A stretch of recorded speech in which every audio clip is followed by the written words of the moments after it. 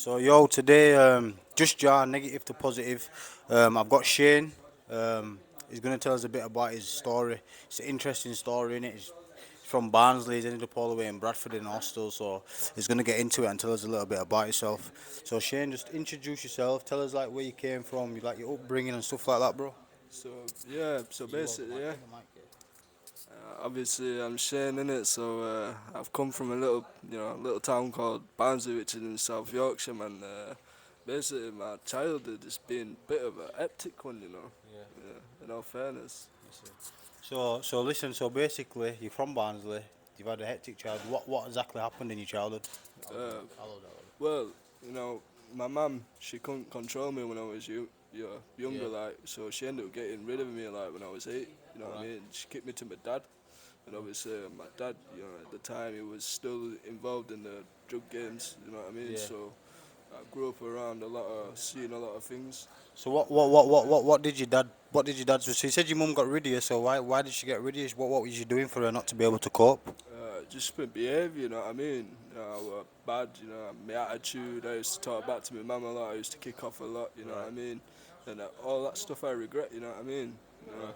If I could turn back the clocks and not do some of the stuff that I've done, like smash windows with hammers and stuff like that. Yeah. What would you say? Would you say you was like you had anger issues as when you were young, living in Yeah. Barnsley? You had anger problems. Yeah. So you went to your dad's, and then what happened when you got to your dad's and he was selling drugs stuff like that? So what did you see? What was you around?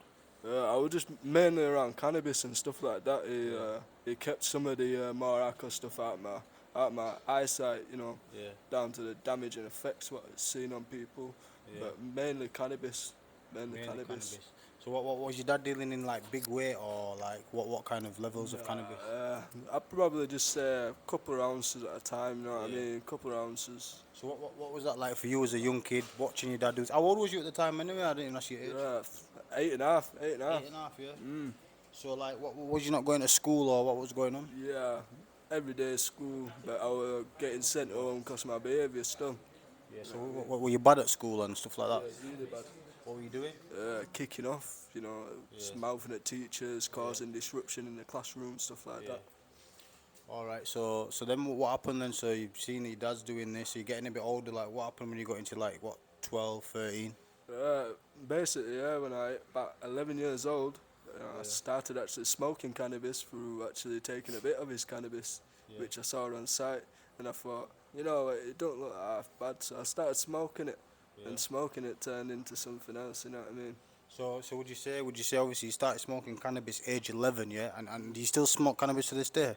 But Yeah. what would you say when you were smoking? Did it not affect like your psychosis? Like what side effects would you getting off cannabis at age of 11, 12, 13? Mostly hyperness and giddiness at that time, Yeah. but then as time went on, Yeah. it got a little bit more.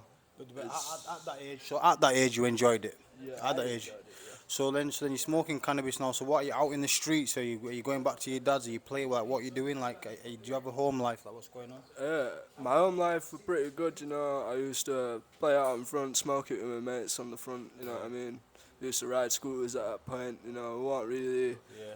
out to do with the street type of thing. Yeah. So at first the cannabis and that was all Yeah, fun at that young all age, fun. 11, 12. So what happens when you get into your teenage, like you're 11 then? What happens when you get to 13? 13 years old. I actually sold my first tenner deal at 13 years old. So you started selling drugs now. Started selling, yeah. I did a little thing for a local big man at the time, you know what I mean? Yeah. You know, So you was a runner at 13 then. yeah, So you were runner. selling bud for somebody else. How much was you getting paid at the age of 13? I was getting paid an eighth. An eighth. So basically he was paying you in bud. So he was basically giving you your habit. You was happy with that. Yeah, I was happy at that, yeah. But obviously at the time you didn't realize his base was taking a piss in it. Yeah, they were fucking me in every way, shape or form. Yeah, fucking hell. That's what happened. You get exploited because you're out on the streets. Your mum's kicked you off to your dad's. You fucking messing about at school, and this is what happens. You start selling. And look, when I was a kid, I sold drugs, bro, and I didn't even get paid for the. I did a week's work. I didn't even get paid. So it's the same situation, really, isn't it? Yeah, 100%, man. And actually, when I watched little podcasts about you, Yeah. selling drugs, man. I sat there, and that's what made me get in contact with you. Yeah, yeah, And I thought, oh my god, I can relate to this, man. yeah. I appreciate that, bro. So you're 13, and so what happens when you get to like 16 now, when you get to them 16. age? Ooh, you know what? I actually chilled out for a bit at 16, you know. Did you, yeah? Yeah, well, my dad stopped with that shit, Yeah, in later on in life when he saw what type of effects it was doing to me. yeah, Because by the time from 11 to, like I said, 16, yeah. I'm already suffering from mental health for it. Right, so you say suffering mental health, so now you smoked cannabis from the age of 11 all the way to the age of 16, you're still smoking it, and now you're starting getting mental health. What can you just like give me a bit more details on these mental health side effects? Yeah, mostly like I'm waking up in the morning and then I'm like switching my mood, switching, man. I'm going Right, from like being cheerful to very depressed, man. right. And And the only thing that would fix that fucking feeling is having a joint. yeah, 100%. Even a joint wouldn't help it sometimes, man. It Right. had to be 2 or 3. So when you get in these mood swings, what are you doing in these mood swings? Are you smashing up your house? What's going on? Yeah, I'm acting out violently, man. I'm Yeah. getting them violent intentions, and Right. that's yeah, Because this is what it does, isn't it, bro? Like, once you're addicted to something and you need it, that you obviously needed that weed to make you feel all right, and you got so bad on it that you didn't feel all right on it no more. Do you get me? that's true, man. So now, so you're saying like, so what happened then later on? Like, didn't you get a job or no? Like, 18 years old, what's going on at 18? 18 years old, I was living with a girl, in fact, at 18, man. Yeah, And the situation was still the same, man. I was still like going out, doing random stuff for like an eighth or even a tennis at that yeah. point, because it was that bad. Wow. So you was now committing crime to feed your habit? Is this what you're telling me? No, not really, like just doing really horrible jobs for like, you know what I mean? So you were doing daft shit to support to get more cannabis Yeah, to smoke, yeah. and so where did that get you in any trouble or what? Yeah, really a lot of debt. So all that stuff got you in debt. Like what happened? Give me some details. 18, 19. Basically, I started laying on weed. Right. I told them I could pay it back. Yeah. Yeah, shit went wrong big time. Like, So basically, you're now ticking. yeah. So you're getting a tick, and then obviously you can't pay it. So what are the dealers chasing you around? Nah, they're not chasing me around. They're just sending me to do random stuff like, you know what I mean? Like, you know, Smash up shit and that. yeah, smash up stuff. You know what I Yeah, mean? yeah, I Yeah, get you, I get you, I get you. yeah. So basically, you're in debt. So now you're in debt. You're basically their guy now. You have to do what they say. Yeah, 100%, 100%. Yeah. So, bro, this is what you smoking cannabis has caused, isn't it? Like, so what's going on now? Like, so you've got these dealers after you and stuff like that, and making you do stuff. Then what? Then what? My girl ended up leaving me for it. You know what I mean? Right, right. And how long was you with your girl? 2 years. And did you love her? Yeah. Yeah, of course I did, man. Yeah, 100%, man. So 1 second. So your habit now of this weed from age of 11 has caused you mental health. Then it's caused you to go out and get yourself in debt, get yourself in trouble, and now your girlfriend, who you loved for 2 years, has left you. So how did you feel at this point? Ah, really bad, man. You know what I Did you mean? like Yeah, down and shit? yeah, down. Yeah, bro. Like, you're not the only one, bro. I've been there. Relationships. That's what drugs do. It ruins relationships. It ruins people's lives, and people don't understand. It's just weed you're selling to a man, but look, certain man's lives are ruined. Destroying me, man. You know, he So what did you feel like when she left you? Like where was you at? Where was your head at? south. You know what I mean? Then that's when I started delving into this type of lifestyle, man. You know, that loss drove me into a whirlwind of violence. You know what I mean? So when you say world of violence, what was you doing? What was the violent things? I was meeting old enemies. Yeah. Saying to them, look, listen, I've gone through this time. Can't we just bury the hatchet and we'll roll round together? You know what I mean? Yeah. Yeah, and it turned into one of them, man. I was rolling around at like 18, 19 with a big nank, you know what I mean? Yeah, Really yeah. big knife. Yeah, yeah, yeah. Was you willing to stab? Yeah, yeah. Would you say that's from obviously your habit of like your head's just gone now. You've lost your girlfriend. Your mental health's fucked. Now Yeah, you've got a big knife. You just want to fucking hurt people. yeah, that's what my intentions were, man, for some time. So listen, so it's good that you never ended up doing that because we wouldn't be sat here today, innit? So count your blessings as well at the same Yeah, time. I can't bless him 100%, man.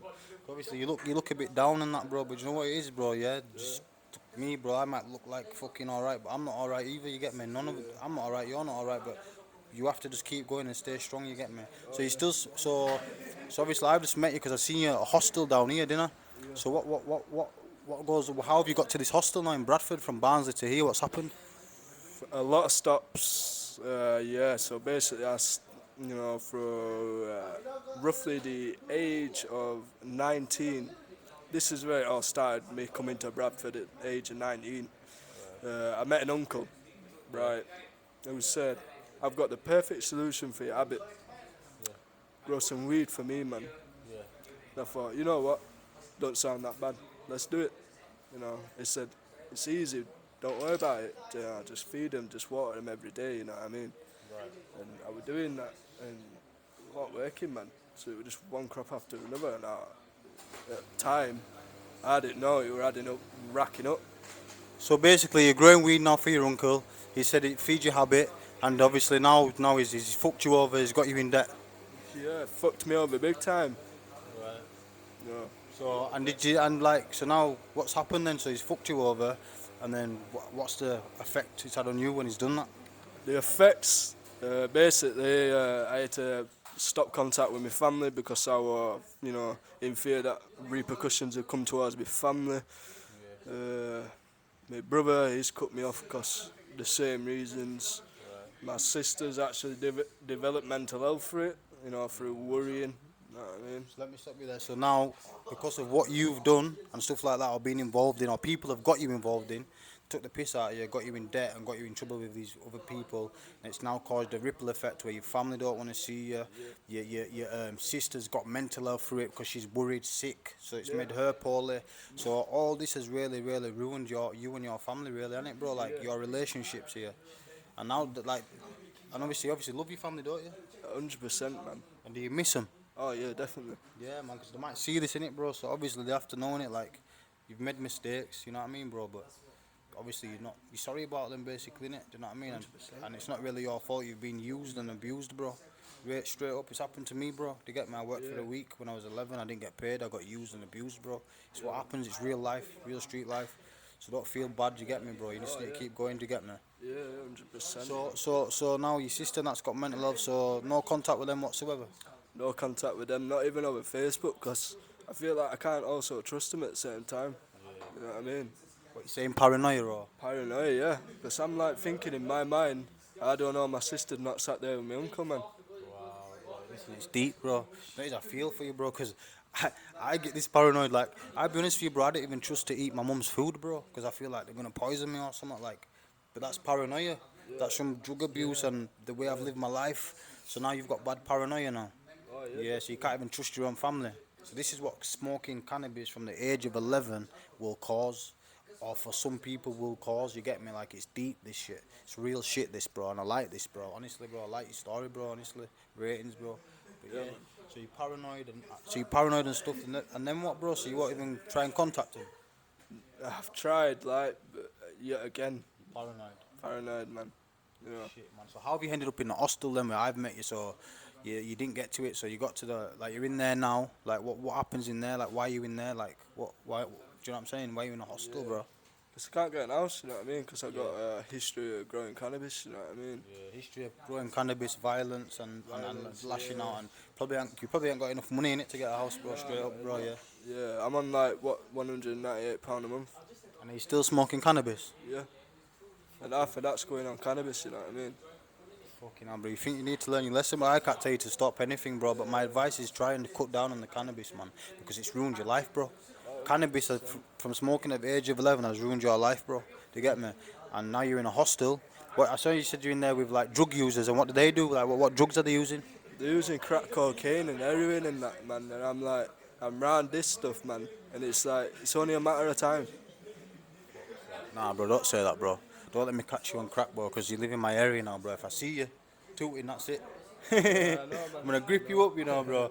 Don't do that, bro. Don't, because that's you done then. You finished then. You still got a chance now, bro. And if I could help you, bro, if I had a business, I'd give you a job, bro. But I need a job myself, you get me, bro? I'm struggling and striving myself, bro. Do you know me, bro? The only thing we've got in life, yeah, is like to pray and hope, like hope and pray, bro. You get me? Like I ain't got no.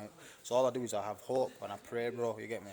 Start praying, bro. You get me? And start trying to better yourself, bro. You get me? That's the only advice I can give you, bro. You get me? It's not the end yet. How old are you? 22. 22, That's yeah. what I mean, bro. You've got a full fucking life ahead of you, bro. 22, bro. It's deep shit, man. But do you know what, bro? Have you got anything else you'd like to say, bro? Like, You know, with my dad as well, man. You know, the ripple effects from that. You know, my dad saw straight away what type of damage it was doing to me, man, and that made him stop. He chucked away his phone. You know what I mean? so your dad's a good man, bro. Your dad's a good Yeah. man, bro. But you need to help yourself, innit? You Yeah, I get me, need to bro? help myself, man. You need to help yourself, bro. And most important thing is, I need to make it up to my family as well, man. You know what I mean? Listen, first things first, you need to stop. I know it's hard. I used to sniff coke all the time, bro. Sometimes I have a little relapse. You know, I have to be honest on this shit, bro. But I don't do what I used to do. You know what I'm saying? And bro, you just have to learn from your mistakes, man. And I feel for you, bro. If I was rich, bro, I'd send you a rehab right now. You get me, bro? But it is what it is. You need to help yourself, man. Yeah, I know that's going to be hardest journey, man, but end of the day I should be able to do it, man. It's all about willpower, and obviously I've lost everything, and there's only one way up, man. You've hit rock bottom. Listen, bro. I know you might look at me and think, yeah, I'm on YouTube, bro. Listen, bro. I've lost everything in my life, bro. At certain points, like just now, recently, my life's starting to get better, bro. You get me, bro? But you won't look at me and think that. You get me, bro? Because I ain't gonna. You'd look at me and think, yo, my man looks fresh, my man looks good, my man. But bro, I'm going through shit right now. But look at me, bro. Do I look strong? Do I look good? Doing it, bro. I'm doing it, bro. You know why, bro? Because I don't let it get to me, bro. You've got to keep it fucking going, bro. You get me?